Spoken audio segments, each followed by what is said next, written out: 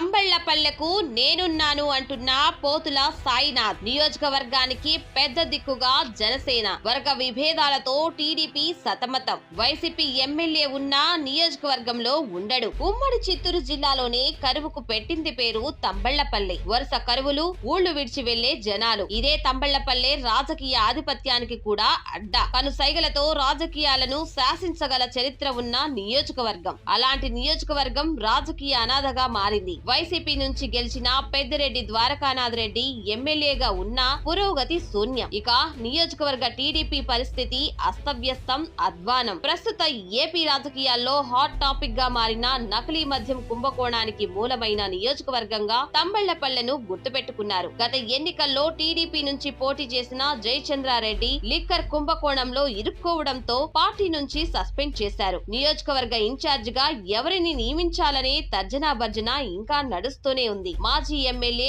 శంకర్ యాదవ్ అయినా తోడుగా ఉంటారనుకుంటే ఆయన బెంగళూరుకే పరిమితమయ్యారు. రాజకీయంగా శూన్యావస్థ కనిపిస్తున్న సమయంలో నియోజకవర్గ ప్రజల కష్టాలు తీర్చేందుకు నేనున్నాను అంటూ ముందడుగు వేశారు జనసేన నియోజకవర్గ ఇన్ఛార్జ్ పోతుల సాయినాథ్. ప్రజలకు ప్రభుత్వానికి మధ్య వారధిగా, జనసేన పార్టీ నియోజకవర్గ సారథిగా ఏ కష్టం వచ్చినా ముందుంటున్నారు. రాజకీయాల్లో అవకాశాలు రావు, ఎవరూ పిలిచి ఇవ్వరు. ఆ అవకాశాలు ఎవరికి వారు క్రియేట్ చేసుకోవాల్సిందే, స్వయంగా ఎదగాల్సిందే. రాజకీయ వారసత్వం ఉన్నా సరే స్వయం కృషితోనే రాజకీయాల్లో ఎదుగుదల ఉంటుంది. అలాంటి కష్టాన్ని నమ్ముకున్న నాయకుడు తంబళ్లపల్లె నియోజకవర్గ జనసేన ఇన్ఛార్జ్ పోతుల సాయినాథ్. ఎంతైనా యువ నాయకుడు కావడంతో నియోజకవర్గంలో వినూత్న కార్యక్రమాలు చేపడుతున్నారు. పాయింట్ ఆఫ్ కాంటాక్ట్ పిఓసి పేరుతో పోతుల సాయినాథ్ నియోజకవర్గ మండల స్థాయి నాయకులు, కార్యకర్తలతో ఆత్మీయ సమావేశాలు ఏర్పాటు చేస్తున్నారు. నిత్యం పార్టీ కార్యక్రమాలు నిర్వహిస్తూ ప్రజల్లో పార్టీ ఉండేలా, ప్రజల మధ్య నాయకులు తిరిగేలా చూస్తున్నారు.